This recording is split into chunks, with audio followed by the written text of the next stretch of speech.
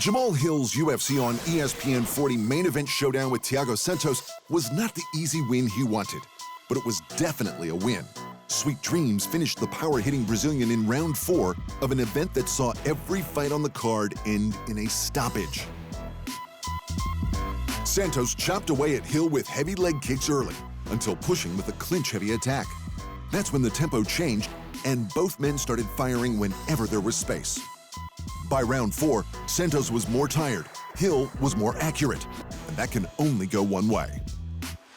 I'm happy with the win, but I'm not happy with the performance, Hill explained. I need to go back to the drawing board and do a much, much better job. And yeah, that's what I'm going to do. The man Hill wants next is, of course, the light heavyweight champion Yuri Prochazka. The two were in each other's orbit until Hill lost to Paul Craig 3 fights ago, while Prochazka went on to claim the title. I want him. I don't care if he's the champion. I got twice as many wins as he does in this organization, so I want him, said Hill. I can't get him? Give me the man that used to sit on that throne. I'll take Jan. A bout with the former champ Jan Blachowicz could be the fight to make. Polish Power may want a bout soon to prevent ring rust. And he's the type of guy who might feel bad taking on anyone further down the rankings. That's all so long as Blachowicz isn't next in line for the title.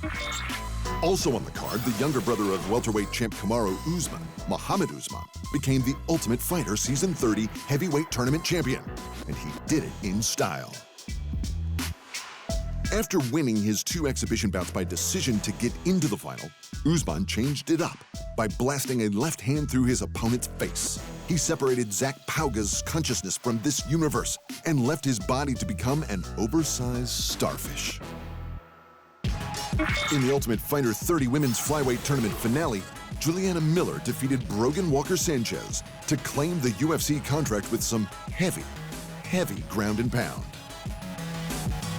It was all down to Miller's grappling supremacy. She scored takedowns in all 3 rounds and didn't stop scoring with elbows and punches or threatening with submissions. Midway through round 3, Walker was done, and the ref waved it off.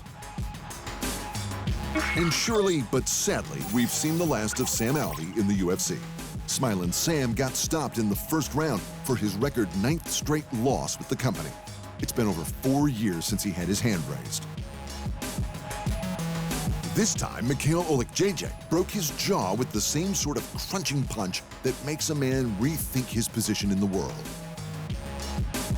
I spent a lot of time last night thinking about this, and I finally accepted it myself, admitted Alvey. I hope y'all forgive me, but I am not the greatest fighter to have ever lived. Jamahal Hill and Thiago Santos scored a $50K bonus each for their shoe-in fight of the night. Performance bonuses went to Jeff Neal for becoming the first man to stop Vicente Luque, Mohammed Usman for his tough win, and Brian Battle for his nasty head kick. In the crowd was just one of the 2 tough coaches, former women's bantamweight champ Juliana Pena. Notably absent was her opposing coach, the now 2-time champ Amanda Nunes, who just beat Pena in their rematch to reclaim the belt. I'm here. Where you at, Amanda? Amanda, seriously, where you at? Asked Pena. You left your girl hanging out there. I showed up for Team Pena. She didn't show up for Team Nunes. I'm here. I'm ready to go. Round 8. Both fighters were left in bits after their 5-round war, and when Nunes will be ready to fight again is unknown. What is known, though, is that Pena wants to make it a trilogy, and she wants it to finish this year. In other UFC news, the former light heavyweight champion Jon Jones could be set to make his long-awaited heavyweight debut. And Johnny Bones is looking big. Heavyweight big. In a video posted to Instagram, Jones showed off some of the extra bulk he's put on to make the big boy division, and he's noticeably larger.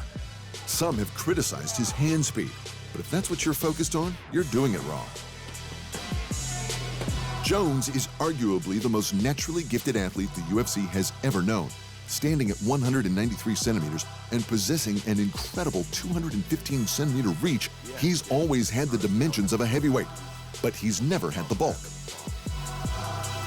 Even with his speed, technique, and sheer creativity, the only way Bones can compete with the top guys at heavyweight like Francis Ngannou and Cyril Gane is to level up.